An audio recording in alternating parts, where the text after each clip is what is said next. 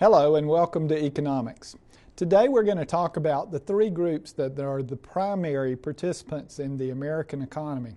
This will be a very U.S.-centric sort of discussion because we really are talking about how things work in our economy, in the U.S. economy, and not necessarily how things should work or how things work in other economies. But we're going to look at the three primary groups who do most of the decision making within our economy. And the three groups we've already talked about a little bit, but we're just going to clarify a little bit. And in fact, we'll cover some things that we've talked about before. Much of what we've said today actually already occurred in the circular flow model, but we're going to extend it just a little bit. The three groups, of course, are households, businesses or firms, and government. And we're going to start out with households, primarily because households are the most important unit in terms of decision making and in terms of their sheer size relative to GDP. Households represent roughly 2/3 to 3/4 of the spending within the U.S. economy, and so of course understanding them is the most important thing. So let's go back to some of the things that we saw before and some of the things we talked about before. In the circular flow model, one of the things that we came to understand is that households actually demand the goods and services which are produced primarily by firms, and so in the sense of the final goods and services, they are the demanders or the consumers or the purchasers. In terms of resources, however, they are the producers, and they actually produce the resources or own the resources. And we saw that in the circular flow model. We also said that they make the majority of the choices. They tend not to think all that much about their resource production choices, but they certainly think an awful lot about what goods and services it is that they will purchase. Now, if we go back and look at the evolution of the household, how households came to be what they are today, we see that the household today, the contemporary household, is very different from what it was a number of years ago. Originally, the households were actually the producers as well as the consumers. And so if you think back to a time when they're primarily agricultural in nature, they are self-sufficient, which means they produce all their own goods and services for the most part. They produce their own food, they produce their own clothes, and they take from the land whatever is necessary in order to produce their own housing. At least originally, they are pretty much not only self-sufficient, but they're close to subsistence level, which means they barely produce enough for themselves or enough to get by on. And in fact, households determine their size originally to a certain extent by how much they're able to produce. As technology improves, and here we don't mean technology in the sense of machines or electronic devices, here we mean types of seed, crops to plant, fertilizer, the plow, use of other implements in order to help increase production. As that technology is employed, more and more they produce a surplus or an extra additional amount above what's necessary for their own. Gradually what happens is they generate a cottage industry system, which means that they somehow manage to extend that into a finished product, that surplus into a finished product, which they can then exchange with other members of the community. And at this point, they're almost a firm in and of themselves. Eventually, that cottage industry will turn into a true specialization. So we might follow a family that originally produces its own vegetables and fruit, has some animals, produces its own meat, but it also produces its own milk and that sort of thing. And ultimately, they'll become producers of cheese. And so as a result of their production of cheese, where cheese is really a storage method, they ultimately begin to specialize in being dairy farmers and only producing milk products or dairy products. And as they specialize more and more, of course, obviously they become less and less self-sufficient. On the other hand, they do produce more and more and as a result have larger and larger surpluses. Now, one of the things about households that we always have to remember is that they produce goods and services in order to maximize their utility. They want to get the maximum amount of satisfaction that's possible. And so in order to do that, they supply resources to satisfy the unlimited wants, and from that to earn income, which they then in turn around and use to purchase the goods and services. In economics, we always make the assumption that the goods and services are the things that return to them the utility that they're looking for. They then buy goods and services in three different groups, three different types of goods and services. Durable goods are goods that are intended to last beyond 1 year.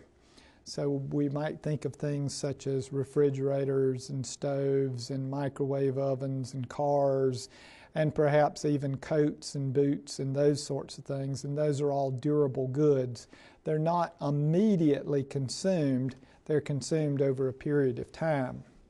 Second group is non-durable goods, and these are goods that are intended to be consumed within 1 year. So peanut butter, bread, milk, most of the goods that we buy are in fact non-durable goods. And finally, the last category is services, and we've encountered the difference between goods and services before, where goods are actually tangible items that we can touch and feel and actually see, whereas services return us utility. They satisfy needs and wants, but we can't actually touch them. So legal services, tax services, haircuts, all of those things are services. Now, if we look at what happens in the United States today, you have on the left, where does it come from? That is, where does the income come from? And then on the right, you have where is it spent? So this is kind of similar to the accounting sources and uses of funds. And you see from the one on the left that the lion's share of income actually comes from wages and salaries. Now, wages and salaries here would include everything that you're paid by an employer, so it would include Christmas bonuses and special amounts that you're paid for reaching goals and those sorts of things. The second largest group, or the second largest amount, is transfer payments. And a transfer payment is any payment for which there are no goods or services forthcoming. What jumps to mind for most people almost immediately is welfare, unemployment, but also included in this would be transfers between people. So you might have a transfer between generations. Someone might bequeath to their children some money, or they might give it to them as a gift or something of that sort. And it also includes Social Security, because the majority of Social Security payments are actually a transfer from workers to non-workers after the initial amount that was paid into it is received back, which happens fairly shortly.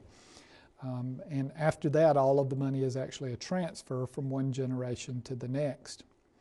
You see that the next largest group, there's two there for a tie, and that is proprietor's income, which is income to individuals for their own businesses, and personal interest, of course, is income that you receive for the investment of your financial capital. Dividends are payments that you receive from incorporated businesses, and then finally the smallest category is rental income. And we'll come back to the sources of all of those various different types a little later when we talk more about firms and how they're organized legally. On the right, you see that 50% of spending is spent on services. We've made note of the fact earlier that, in fact, we're a service-based economy. And you can see here that just from our own purchases, that 50% happens in services. You see that non-durable goods represent about 25%, durable goods represent 10%, taxes represent 10%, and 5% is listed as other, which means that the people who collected the numbers have no idea where that money was spent. Gradually, as time goes on, firms begin to arise. because the scale or the size of household production is somewhat limited. While you may be able to do production within your household or perhaps some adjacent building, at some point you essentially outgrow that, and so firms naturally arise. And they are separate legal entities for the most part. They are their own economic unit. Their motivation is very different. Remember, the motivation of the household was to maximize utility. Well, firms don't receive utility because they don't consume goods or services. So what firms do is maximize profits. They are kind of the inverse of what we saw with households. They produce goods and services, and they do so by purchasing resources and combining them. And one of the necessary ingredients is to have entrepreneurs, that is, people who specialize in the operation of firms, who that's their specialty, that's what they do best. And the arousal of entrepreneurs, the natural arousal of entrepreneurs, is what allows firms to exist. We've said that the firm begins as a child of specialization, and what determines what you specialize in is your comparative advantage. Your comparative advantage is the one thing for which you have the lowest opportunity cost. Whatever it is that you do better, is another way of putting it, than everybody else, is your comparative advantage. And so firms arise because of the comparative advantage. Going back to our example of the dairy farmer, his comparative advantage happens to be being a dairy farmer. And so he specializes in dairy farming because his opportunity cost for maintaining cattle and maintaining all of the necessary ingredients to produce cheese and milk and so forth is much lower than everyone else's. Now, one of the reasons firms have an advantage over household production is because they lower transaction cost. And they lower transaction cost at two different levels. First, they lower transaction costs on the resource side because they purchase the necessary resources in large enough quantities that they can purchase them more inexpensively than the household can. They also lower transaction cost for the customer as well, because the customer, rather than having to go farm to farm, place to place, and try to figure out where they might find some surplus milk or some cheese or something of that sort, comes to realize exactly where to go, and so as a result that lowers their transaction cost. Again, they're only possible due to the arousal of entrepreneurs, and entrepreneurship is a specialization in and of its own, and they naturally arise as a result of technological developments. What they develop into is factories, and factories ultimately are a much more efficient way of producing goods and services for a number of different reasons. First off, they allow for efficient division of labor. Division of labor simply means we take a task, we take a job, and break it into smaller and smaller bits or pieces so that it requires less and less training, less and less specialization, and is easier and easier to do. So rather than producing the entire shoe and being a cobbler, we employ one person whose job it is to cut the leather. We employ another person whose job it is to sew the pieces together. We employ another person whose job it is to put the soles on, and then we'd have people to box them up and ship them out and all of those sorts of things. A cobbler might have to know a lot of different components or have a tremendous skill set, whereas in a factory they wouldn't have to have a tremendous skill set. You simply need to know how to cut the leather, or you need to know how to sew the pieces together, or you need to know how to put the soles on. And so as a result, you get very efficient at it. As you do it more and more and more, you get better and better. You figure out better and better ways of doing it. Not only do you lower cost, but you likely increase the quality of it as well. You get better and better at how you do it. Your stitches get better, they get cleaner, they get more systematic. And so not only do we lower the cost of producing the shoe, but we also increase the quality of producing the shoe. That also allows us to use machinery and tools we might not be able to afford in household production. And that leads to a second efficiency of factories, and that is that we can use technologies, we can use machines that we might not otherwise be able to use. It also allows for direct supervision of production. You can imagine a situation in which you have farmed out production to various different families in your vicinity, and what you have to do then is to go to each one of them, which incurs a transportation cost and incurs time, and when you get there they may or may not have completed what you want, and it may or may not be of the quality that you want. So one of the advantages of factories is that you can directly supervise the production level, that is the quantity, but you can also directly supervise the quality level as well. And rather than moving the shoes from one household to another household, you simply move them from one part of the building to another part of the building. The result of factories and the efficiency of factories is what we have come to refer to as the Industrial Revolution. And it's led not only to lower priced products, that is, it not only cuts the cost of products, but it also has increased the quality and increased the variance or the variability of products. We've got a lot more products than we had prior to the Industrial Revolution. They're better products and they cost less, and that's been the great revolution of the Industrial Revolution. Now, firms fall into three primary categories, and then there's a fourth category that's kind of a hybrid between the others. The first is a sole proprietorship. A sole proprietorship is a single owner of a business supplying whatever that business might be. It has the advantage of being very easy to set up. At least theoretically, you don't need any sort of agreement, any sort of legal standing. In some places you need a business license.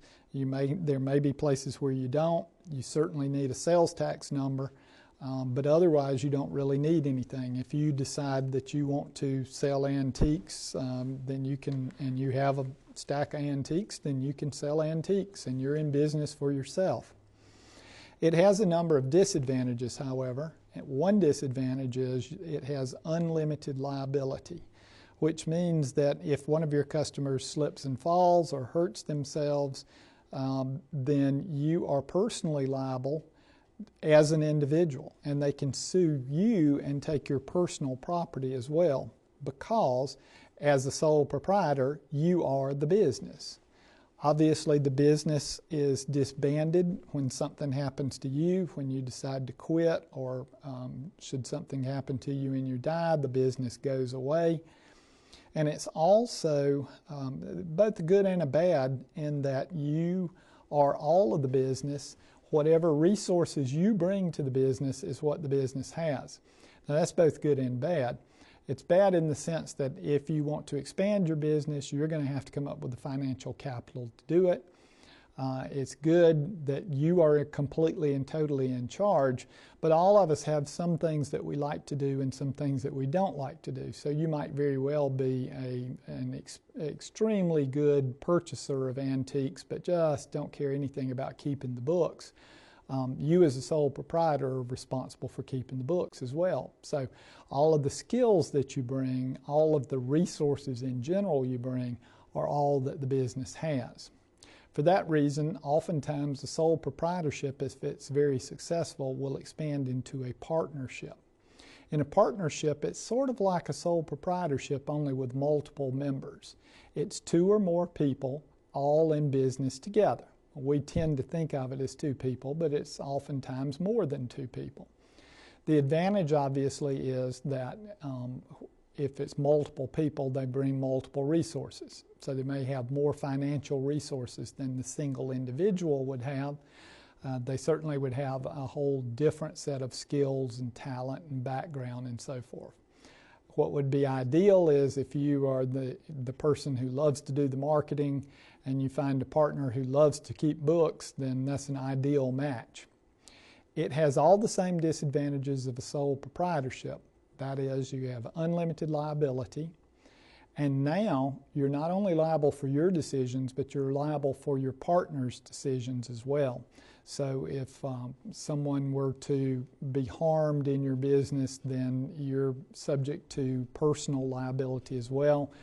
Your personal assets such as your home, your car, money you have saved, all of that is at risk as well.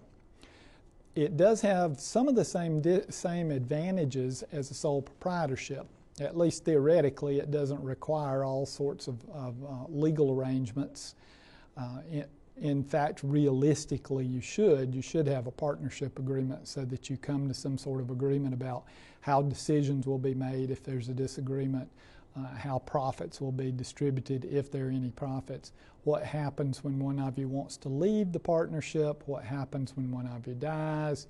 All sorts of agreements such as that are much better made at the inception rather than as we go along betwixt and between. But again, you only have the resources that you bring or that you and your partner bring. For that reason, most partnerships ultimately grow into, if they're successful, grow into corporations. And corporations are a separate legal entity. They're not the owners, they're somebody else. They are characterized by fractional ownership, which is exhibited by shares of stock, and the number of shares of stock relative to the total indicates what fraction belongs to you. Now, corporations typically have to be set up legally. There are all sorts of laws surrounding that, far beyond this course. I guess at least theoretically you could do it without having a lawyer. Most people use a lawyer to set it up. They do have the advantage of limited liability. You as an owner, as a fractional owner or a shareholder, are only liable for whatever you've put into the business. Your personal assets cannot be attached in any way, so if something happens or the corporation goes broke, then it's not possible for anyone to come back on your personal assets. The disadvantage is, obviously, it's more expensive to form to begin with, but beyond that, it has double taxation, which means the corporation as a separate legal entity pays its own taxes on any earnings it has, and then as those earnings are distributed through the form of dividends that we saw on the earlier slide, then they're taxed once again to the individuals they're distributed to. So the earnings within a corporation are taxed twice. And that's what's led to the so-called S corporation. The S corporation is a uniquely U.S. phenomena. It exists in the IRS tax code, was created specifically for these situations. The S is supposed to imply small for small business. It is a partnership from a taxation standpoint, but a corporation from a legal standpoint. So you have single taxation, but you have limited liability and all of the other benefits of being a corporation. So it's a hybrid, it's a little bit of each. Now, the tax code is very specific about what qualifies, under what circumstances can you do it. Obviously, the size of the corporation has to be smaller, otherwise it doesn't qualify. There are all sorts of things that you have to do in order to set it up, and once again, it's probably best to seek legal advice to do so. So, how many of these are there? Well, it depends on how you want to look at it. You see on the left-hand side here that if you simply count number of firms, that sole proprietorships are by far and away the largest group. Partnerships are the smallest group, and corporations are a little larger, but not a whole lot larger. If you look on the right, however, and you see them ranked or percentage-wise based on sales, you see that corporations that it exactly switches. Corporations are the largest group, sole proprietorship are the smallest group, and partnerships hold about the same percentage. So you see here that, in fact, there are lots and lots of sole proprietorships, but they're typically fairly small. On the other hand, there are fewer corporations, but they're typically fairly good size. And that kind of follows what we've been saying about the natural sort of progression. Corporations have access to all sorts of financial funding that the other two do not, and so as a result they can grow in size. And there are many, many sole proprietorships that are not really full-time businesses. They never were intended to be full-time businesses. They're just part-time businesses, and so as a result they don't produce a tremendous amount of sales. There are two other sorts of firms which we've kind of been skipping over or not thinking about, and that is cooperatives and not-for-profit organizations. Cooperatives are groups of people who have formed an association in order to achieve a certain goal. And they typically fall into one of two categories. There are consumer cooperatives and producer cooperatives. Consumer cooperatives means that they were formed primarily for the function of buying a particular category of goods or a particular good. An example of that would be there are a number of cooperatives where people have banded together to buy health foods, or in certain rural areas, originally there were rural electric membership corporations, which is a group of people who have banded together to buy electricity. They gather together primarily to lower the cost of whatever the good or service is, and in some cases, as would be the case with an REA, they do it in order to provide it in areas that it otherwise would not be provisioned. Producer cooperatives are exactly the opposite of that. That's where a group of producers have banded together, and their intention is to receive the maximum amount they can for whatever it is they're producing. So when we see advertisements for Idaho potatoes as an example, that's a cooperative. It's a cooperative of potato growers, and they all put their money together, put their crops together and put their money together in order to increase what they get for their crops. You see a lot of these out west.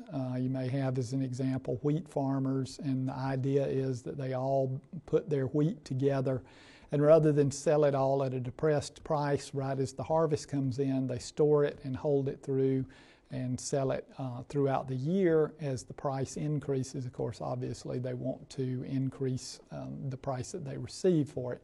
And to the extent that they generate any money, then they distribute it to the members of the cooperative. It's a whole group of organizations that are not-for-profit organizations, and they do all different sorts of things. They are very similar to a for-profit organization. It's just that their goal or their objective is not profits.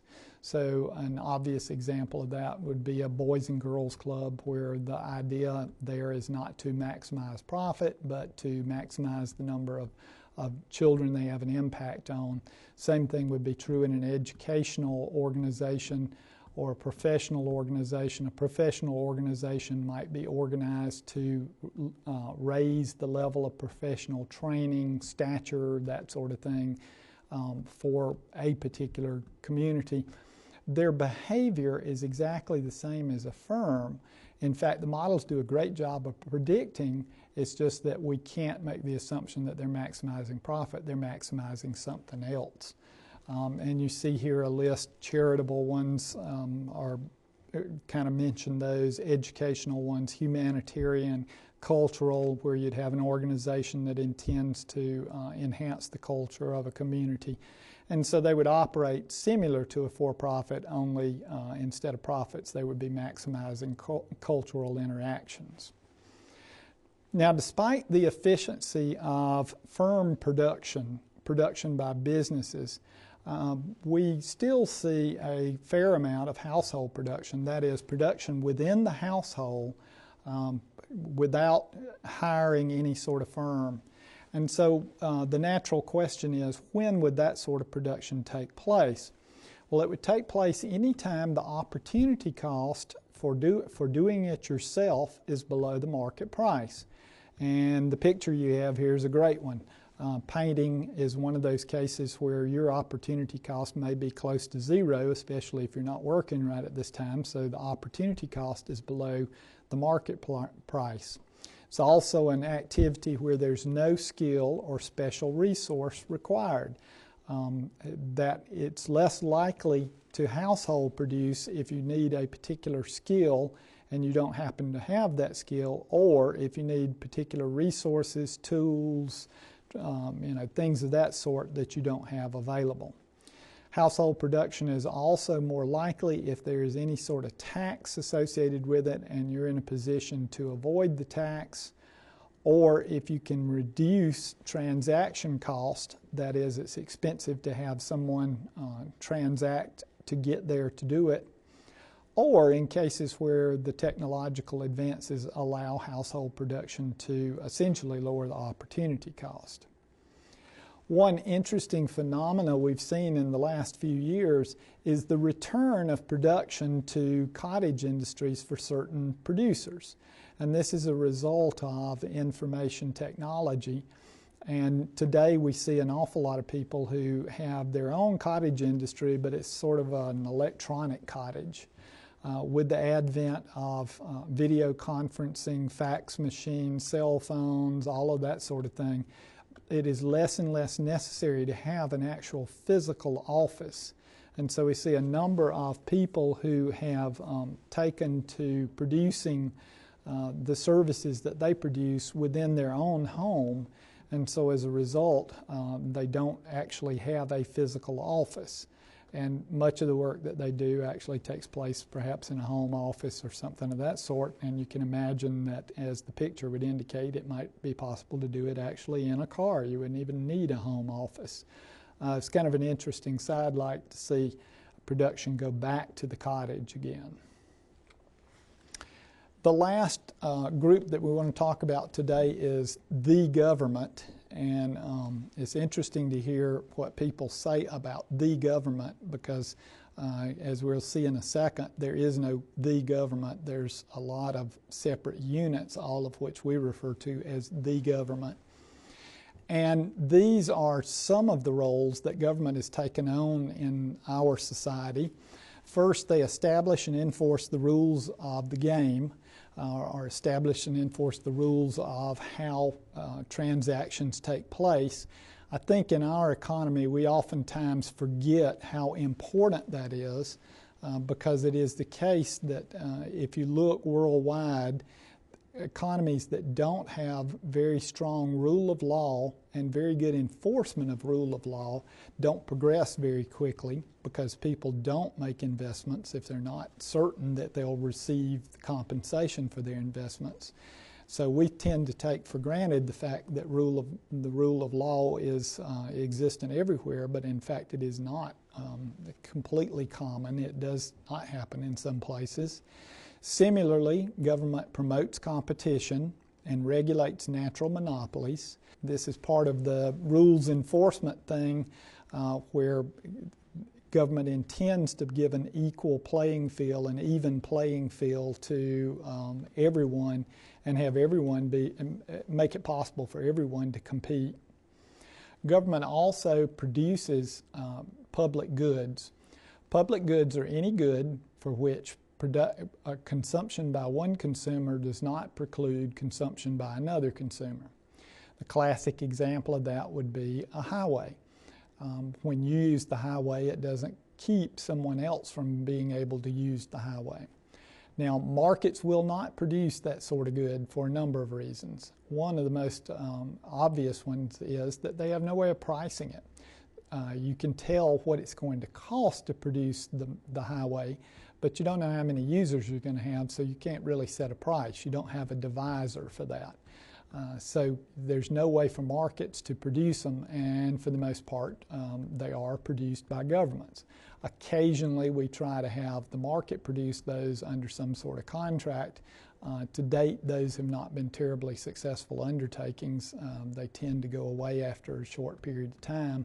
and go back to public, government producing those sorts of things. The other is, another is the production or the containment of externalities. Externalities occur anytime there's a cost or a benefit to a third party that's not a party to the transaction. In other words, they're not the buyer and they're not the seller, but they either receive a benefit of that transaction or they receive a cost of that transaction.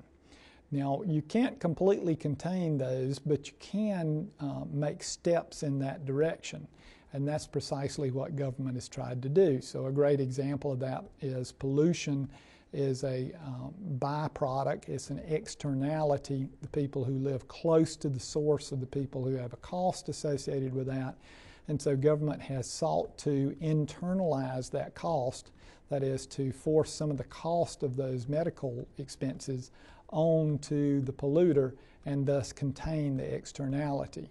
And reminder, externalities can be either cost or benefits, and this is one of the roles that government has taken on. The last three that we see here are roles that are actually described in federal law. The federal government has taken on the responsibility for undertaking policies which would tend to cause full employment, price stability, and economic growth. All three of those are enshrined in federal law. Obviously, the federal government can't do that alone. It takes cooperation not only from governmental agencies but households and firms as well. But it is one of the goals, or it's a set of the goals and a set of the objectives that the federal government has. Now, a government structure, and certainly this is not a political science lecture, but the government structure has three different tiers, each one of which has some unique responsibilities, some of which overlaps. The national or federal government finds itself primarily responsible for national security, economic stability, and ensuring market competition. There's no real theoretical reason for any of these three levels to have the things that they have. It's kind of how the country has grown up, so to speak. State government is primarily responsible for public higher education, prisons, highways, and welfare. And this is where you can see the overlap, because public higher education, some of the funding for that comes from the federal government. Highways, some of the funding of that comes from the federal government, and welfare is administered on the state level, but it's actually a federal project. Local government is primarily responsible for primary and secondary education, police and fire protection, and again you can see the overlap here because a large portion of the money that takes care of primary and secondary education actually comes from state government, so there is a fair amount of overlap between these different levels of government. So it's very fashionable today to talk about the government can't do anything right, the government is not very efficient, the government's not very good at what it does. The truth of the matter is I've never seen any sort of proof of any of those assertions, although they're frequently used. So what is our real problem with the government? Well, part of the problem is it's difficult to characterize the government.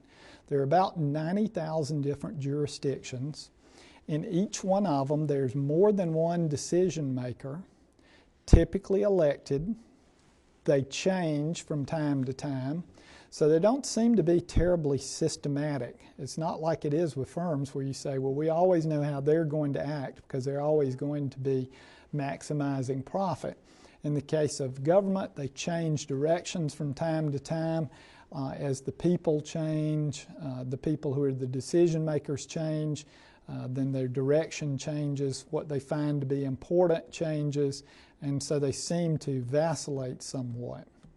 More importantly, they typically don't make decisions on the basis of what's best for the jurisdiction, but what maximizes the vote count what will get you reelected is the most important consideration. And so oftentimes our exasperation is that they don't make the same decisions we would make.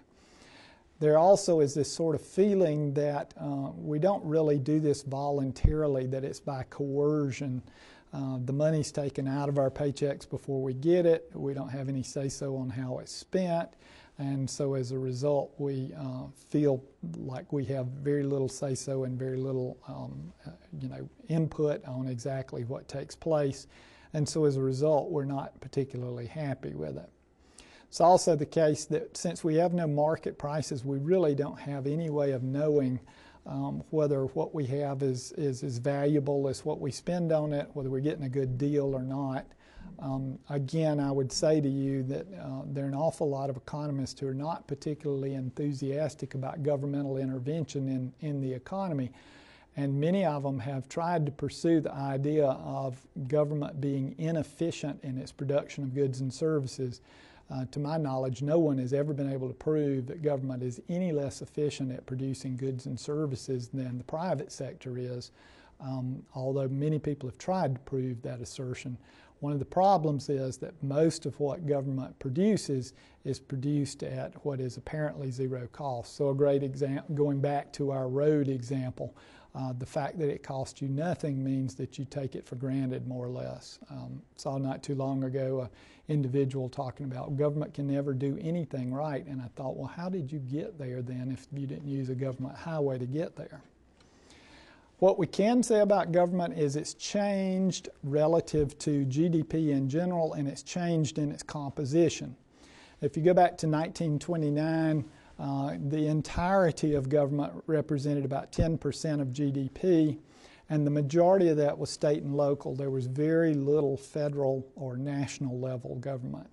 By 2007, it represents roughly 37% of GDP, and instead of being mostly state and local, it's mostly federal. And this is perhaps why people are somewhat discouraged with government. People tend to be more satisfied the closer the governmental unit is to them. That is, people are much more satisfied with their local government than they are with their state government, and more satisfied with their state government than they are with their federal government. And so this is part of the reason why today people are across the board dissatisfied with government. What has happened in terms of what we're doing is the defense portion of the federal government has decreased, but the redistribution portion has increased. And you can see that from this graph. If you go back to 1960, you can see that redistribution was considerably smaller than defense. Today, defense is considerably smaller and redistribution is much larger. Much of what's in redistribution today is Medicare, Medicaid, Social Security, those sorts of things. Less and less of it from 1994 on, and you can see that there's a turn up about 1996 in which it doesn't get larger suddenly, and then later on it starts changing again.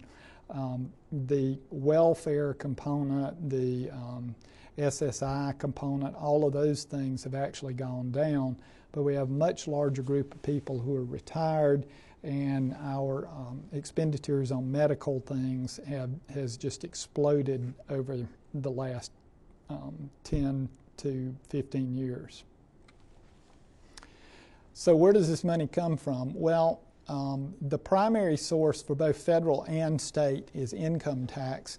There are some states that don't have income tax, but the majority do. On the federal level, at least to begin with, it was mostly user charges, but as time has gone on, the federal income tax went into place in 1913, and it has become almost the only source of income for federal level. At the state level, income tax is the primary source, but they still have a good deal of sales tax. And the local government survives primarily on property tax, also known as ad valorem tax, which means that they tax the value of the real assets. Some of it, I've already said some of it comes from user charges, but that's a pretty small amount. Some of it also comes from borrowing, and more that's been the case, especially in times when the economy is down. And some local governments have a monopoly in certain markets, so they might run their own water system or their own electric system or even their own telephone system. You can see that the sources, the individual income tax hasn't changed that much, but the payroll taxes have changed rather drastically, and that would be such things as Social Security, Medicare, all of those sorts of things. Those are the payroll taxes, and you can see that they've grown to be a larger and larger share of the federal revenues. Obviously, they're not taken at the state or local level. Now, there are two different things we often need to think about when we start thinking about taxes, and one is what is the principle that underlies the tax, the way that it works, and the second is who actually ends up paying it. The first is called obviously the tax principle. The second is called the tax incident. At least initially, the country was run on a benefits received tax principle. That is, if you receive the benefit, then you pay the tax, and that's what's meant by user fees. That did not generate enough money, and in fact, if you go back even as far as the Revolutionary War, you can see that the country really struggled to get by on the money that they were receiving from benefits received taxes. Today, what we use as our principle is the ability to pay. If you have the ability, then you pay the tax. Now, tax incident is different oftentimes from the way it was originally structured. It's how does this tax play out? How does it end up affecting the individuals that are subject to it? And it can fall in one of three categories: proportional, progressive, or regressive.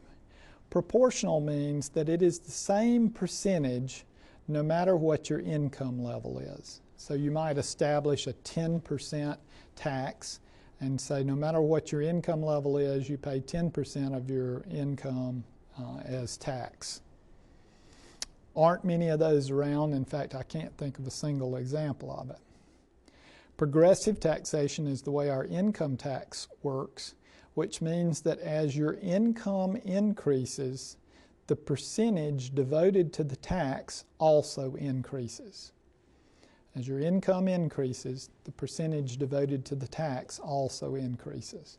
So you can see here that the top 1% pay 37% of the taxes, the bottom 50% pay 3%, and we have a graded income tax structure. As you know, when you go from one level to the other, your income tax rate goes up. There are some taxes that are also said to be regressive, and regressive is exactly the opposite of progressive. It means that the percentage devoted to the tax increases as your income goes down. The percentage of the tax increases as your income goes down. So it's exactly the opposite of progressive. Sales tax is said to be regressive. It's not designed to be regressive. Almost anything that's a flat amount is going to end up being regressive because it's going to be the same amount for poor people as it is for rich people, and so as a result it'll be regressive in nature. That's the case with Social Security, with sales tax, because with sales tax, poor people tend to spend a higher percentage of their income. In fact, they oftentimes spend 100%, and so all of that is subject to sales tax, whereas people with more income pay a much smaller percentage. Well, the good news is that the top tax rate, the marginal tax rate, the maximum tax rate has actually fallen. It hit its peak in the late 50s, and in the late 50s it exceeded 90% at one point. It was like 92%, 91, 92%. And since that time it has continued to go down and has gone down pretty much systematically since then. It would be a little discouraging to pay 92% of your last dollar of income to income tax, but that's exactly, in fact, what happened. An interesting historical side note there is one of the arguments that was given in Congress of why you should do away with that was that Elvis Presley really should not have to pay all of his money in taxes. And that rang a bell somehow or other. Well, that wraps it up for this time. We've talked about households, we've talked about firms, and we've talked about the government, and those are the three primary players within our economy. Obviously, people who buy and sell goods that are external to the country are also a player in the economy, but that's a relatively small piece, so we're going to stop at that point this time. Next time, we'll talk a little bit about demand, and we'll see you all that time.